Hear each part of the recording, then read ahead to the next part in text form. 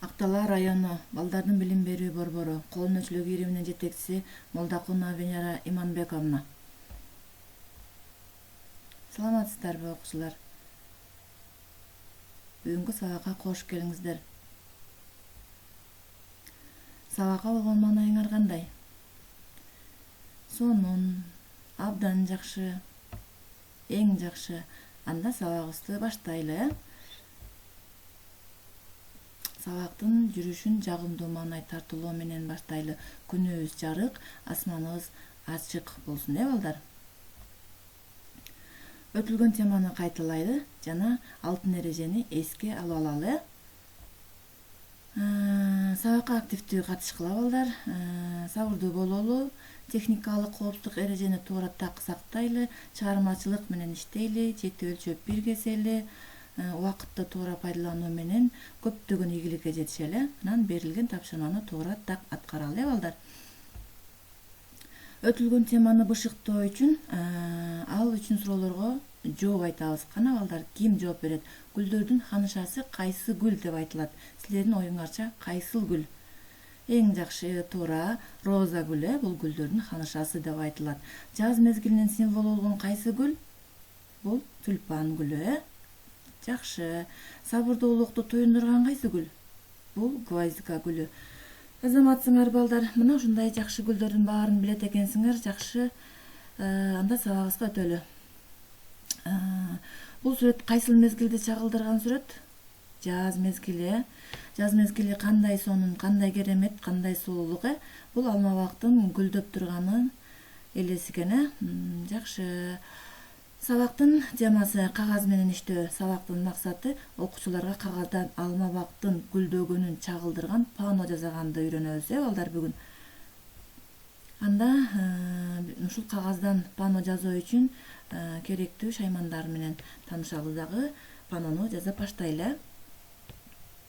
Бизге кайчы, катуу картондон кесилген лекала, клей жана башка цветной бумагалар керектелет. Алгач биз ушул кесилген лекала менен эле күрөң кагазга, күрөң түстөгү кагазга лекаланы коебуз дагы кесип алабыз. Кескенден кийин мына мондай бактын негизги бөлүгү даяр болот. Эми ушул бакты биз кооздоп баштайбыз. Буга сулуулук киргизебиз, ак кагазга чаптайбыз. Андан кийин бул клей менен чаптап алгандан кийин буга биз жалбырактарды, чөптөрдү кесип алышыбыз керек. Жалбырактарын жашыл түстөгү эле кагаздан чийип алып, көп кылып кесип алабыз дагы. Ортосуна кызылданбы, ачык кызылданбы, сарыданбы, ар кимдин өзүнүн ойлонуусуна жараша кагаз тандалган кагаз менен кесип, гүлдүн бир аз жаңыдан бүчүр байлап ачып келаткан негизде кылып кесип, чаптап бакка, алма бакка отургузабыз, жайгаштырабыз да. Бул болсо бактын астындагы шибер, жашыл чөптү элестеткен кесүү болот да. Муну кесип, ичке кесилет. Анан колубуз менен мынтип бурап койсок, бул ушул жашыл чөптү, шиберди элестеткен, чагылдырат да. Кагаздан жасалгандагысы болот. Бул өзгөчө сулуулукту берет паного. Мына баардыгын тең мынтип жайгаштыргандан кийин астына шиберди коебуз, жалбырактарын коебуз, бүчүрлөрүн коебуз. Пано жакшынакай паного айланды. Эми ушул паного дагы өзгөчө сулуулукту киргизебиз. Буга биз көпөлөктү киргизсек болот. 5 сантиметр кагазды эки бүктөп, ага көпөлөктүн үлгүсүн чийебиз дагы, кесип алабыз кагаздан. Ортосуна алып барып клей менен чаптаганда бул кадимки жандуу көпөлөктүн элесин берет. 3D деп айтылат азыркы учурда. Ортосуна бириктирип чапталганда кадимки сулуу көпөлөк болуп чыгат.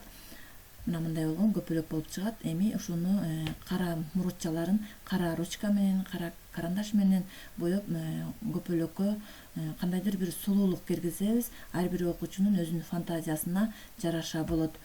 Даяр болгон гүлдөрдү биз учурабыз. Паного келтирип, паного өзүбүз каалаганча көпөлөктү кесип алсак болот.